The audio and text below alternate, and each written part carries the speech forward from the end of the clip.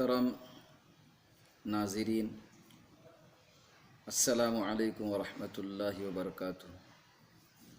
الحمدللہ، اللہ کا فضل، اس کا احسان کہ کچھ ہی دنوں میں رمضان المبارک جیسا خیر کا، برکت کا مہینہ ہم پر سایہ فگن ہونے والا ہے۔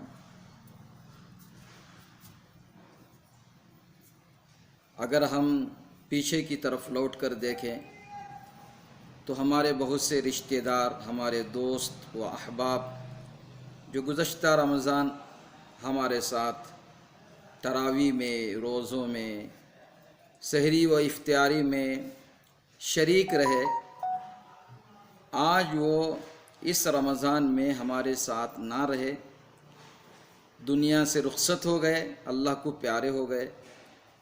ہماری دعا ہے کہ اللہ تعالیٰ ان سب کی مغفرت فرمائے۔ اب زندگی ایک بڑی قیمتی، انمول موتی ہے، اور یہ زندگی ہم گزاریں تب بھی گزرے گی، ہم نہ گزارنا چاہے تب بھی گزر جائے گی۔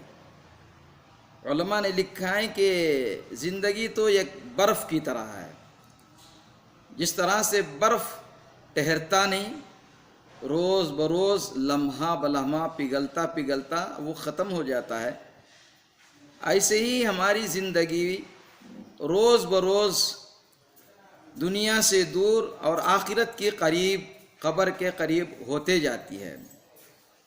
تو ایسی انمول زندگی کو ہم آنے والے رمضان میں، خصوصاً جو اس وقت ایک وبائی مرض، ایک وائرس، ایک خطرناک بیماری پھیلی ہوئی ہے، معلوم نہیں یہ بیماری کس گناہوں کی سزا ہے، اور اللہ کا قہر، اس کا غصہ جلال میں ہے۔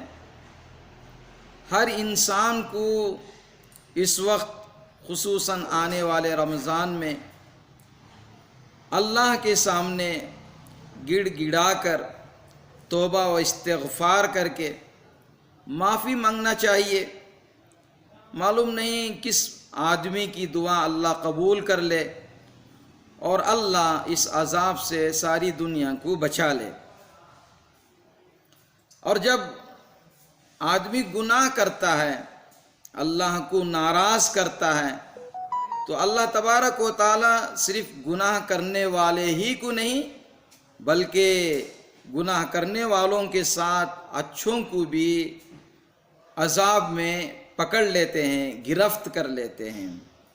لہذا سامعین کرام، آنے والے رمضان میں میں مردوں سے بھی، عورتوں سے بھی، بچوں سے بھی، بڑے لوگوں سے بھی گزارش کرتا ہوں کہ ہم مسجد میں جا کر عبادت کرنے پر ہی عبادت ہوگی، اس کے علاوہ گھروں میں رہ کر عبادت کرنے پر عبادت نہیں ہوگی۔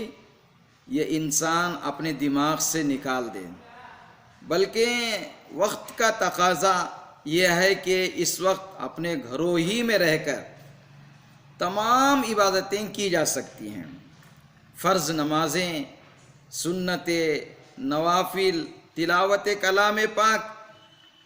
بلکہ میں یہ کہتا ہوں کہ ایک سنہرا موقع ہے کہ اپنے گھر کو اور گھر والوں کو سدھارنے کا۔ اب تک ہمارا گھر کا ماحول ایک الگ تھلگ تھا، اور نہ ہم گھروں میں نماز پڑھتے تھے، نہ تلاوت کرتے تھے، نہ ذکر و اذکار کرتے تھے۔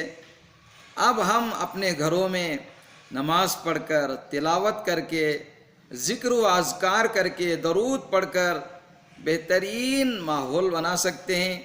گھر میں مستورات نماز پڑھ کر، جب مستورات عورتیں گھر میں پڑھتی رہیں گی، ہم بچوں میں بھی ایک شوق پیدا ہوگا، نوجوانوں میں بھی ایک شوق پیدا ہوگا۔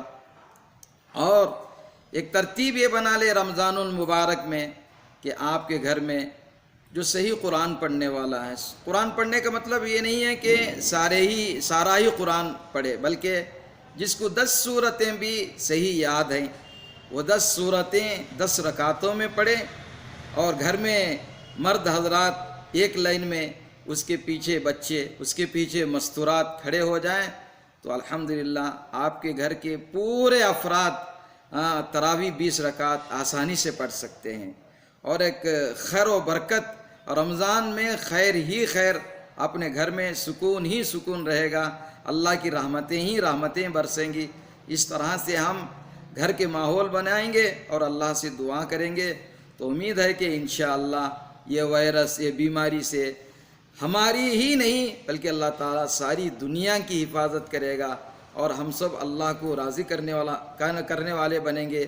دعا ہے کہ اللہ تعالیٰ آنے والے رمضان کی ہم سب کو قدر کرنے کے اللہ توفیق عطا فرمائے۔ آمین و آخر دعوانا الحمدللہ رب العالمین۔